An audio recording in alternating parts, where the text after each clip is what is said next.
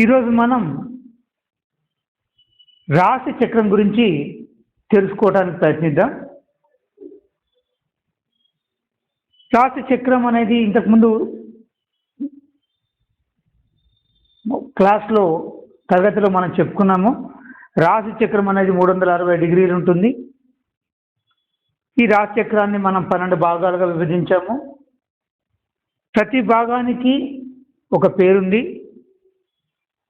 ప్రతి భాగాన్ని మనం ఒక రాశిగా పరిగణిస్తాము. ఇలా ప్రతి రాశికి ఒక పేరు, ప్రతి రాశికి ఒక అధిపతి ఉన్నాడు. దాని గురించి ఈరోజు పాఠంలో మనం చెప్పుకున్నాం. ఇక్కడ మొదటిది మేషరాశి.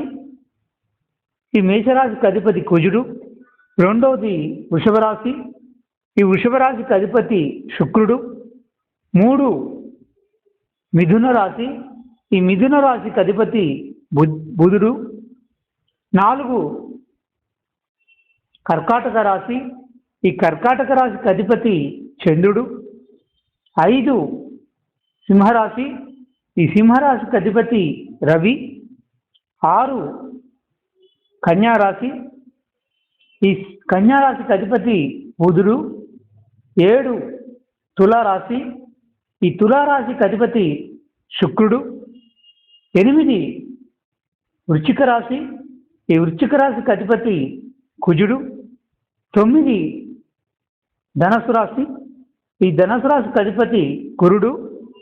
10 మకర రాశి. ఈ మకర రాశికి అధిపతి శని. 11 కుంభరాశి. ఈ కుంభరాశికి అధిపతి శని. 12 మీనరాశి. ఈ మీనరాశికి అధిపతి గురుడు.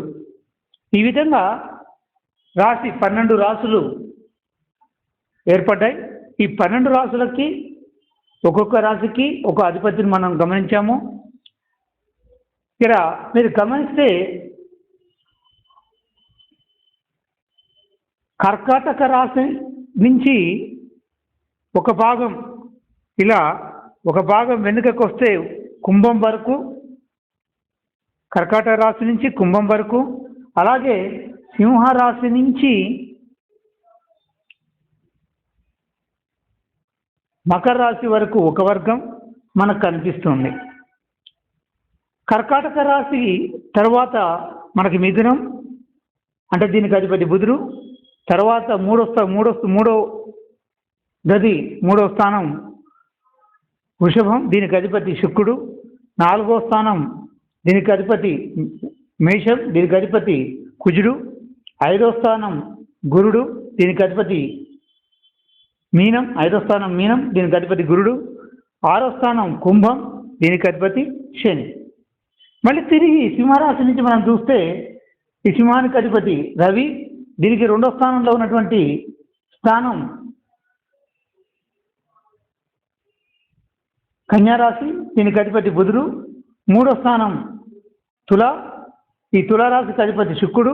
4వ స్థానం దీనికి అధిపతి వృశ్చిక రాశి, దీనికి అధిపతి కుజుడు. 5వ స్థానం ధనుసు రాశి, దీనికి అధిపతి గురుడు. 6వ స్థానం మకర రాశి, దీనికి అధిపతి శని. అంటే చంద్రుడి నుంచి వరుస క్రమంలో శని వరకు మనకి ఒక భాగం కనపడుతుంది.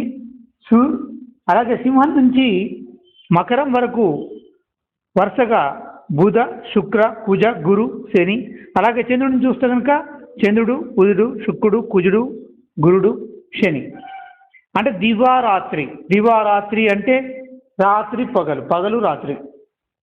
పగటి భాగం మనం చూస్తే రవి నుంచి వరుసగా శని వరకు ఒక భాగం, మరి చంద్రుడిని చూస్తే శని వరకు ఒక భాగం కనపడుతుంది.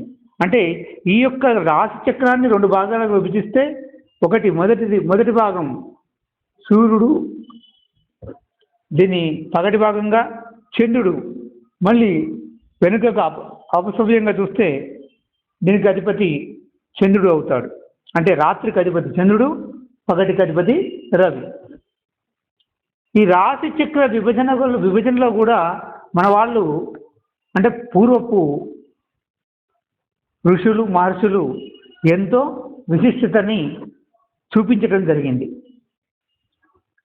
రేపు ఈ రాశులు, వాటి యొక్క ధర్మాలు, గుణాలు, ఇతరత్ర విశేషాల గురించి రేపటి పాఠంలో మనం చెప్పుకుందాం.